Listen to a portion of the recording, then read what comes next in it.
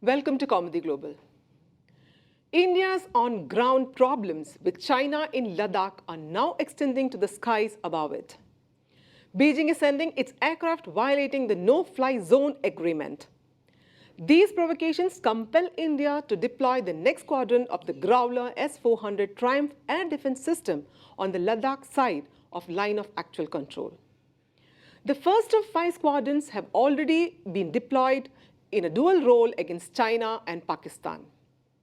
The theater-level air defense system can neutralize multiple aerial targets ranging from 40 to 400 kilometers. But China also has similar systems. India is not the only country confronting aggressive Chinese aerial maneuvers, but the only difference is the nature of belligerence demonstrated. Taiwan remains the primary military concern for Beijing and is almost frequently on the receiving end of Chinese aerial attention.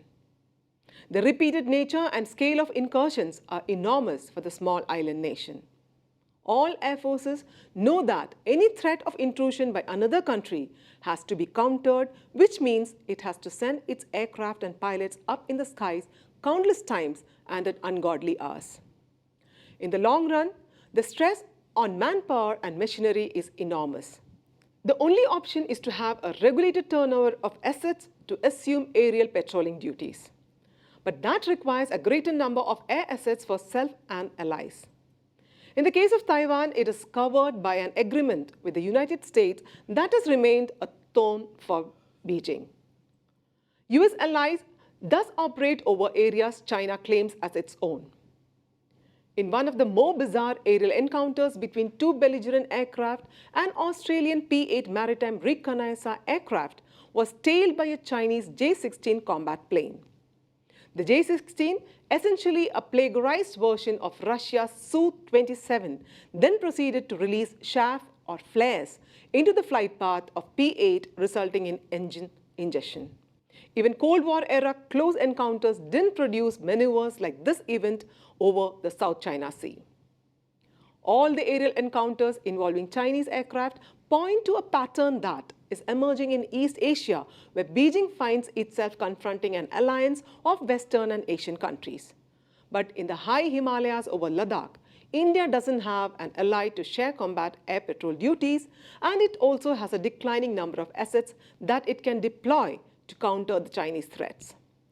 In the 6 years since India announced the purchase of 36 Rafale aircraft with much fanfare, the gap related to Chinese air assets in this sector has only increased exponentially, and it's still growing. While India has the advantage of deploying combat aircraft from airfields that are lower in altitude, thus allowing greater takeoff weight, the sheer difference in the number of air assets is almost 3 to 1. The Chinese military philosophy of mass over class continues to hold sway, even as it improves the technology in its arsenal. So it may field a 5th-generation stealth-capable J-20 or J-31, but it will still have almost 600 4th-generation fighters of similar capabilities as Rafale. The slow cycle of Indian decision-making, as well as the slower production capabilities within the country, create conditions in which the Air Force is now starting at a total combat capable strength of 30 squadrons as against a sanctioned figure of 42. This is obviously wholly inadequate for the overall defense of India, notwithstanding the deployment of growlers in the front and backyard. Ultimately, just as the principle of boots on the ground prevails when it comes to ensuring domination, the same applies in the skies as pilots scan and protect the horizons, which means they have to be in the air constantly. A round-the-clock capability can only come about with adequate numbers, and no amount of high technology or still higher tech arguments compensate for the sheer genius and guts of the human mind. In operational areas such as the high Himalayas, there are moments of split-second decisions that can only be made by a situationally aware mind. Depending on other platforms is inviting a disaster. Such a capability can only come about when there is an adequate number of squadrons to cater for all eventualities, including rest and training, which will only happen when there are adequate wings in the skies. This is Anjana signing off. Do like and share this video. For further updates, subscribe to Kaumudy Global.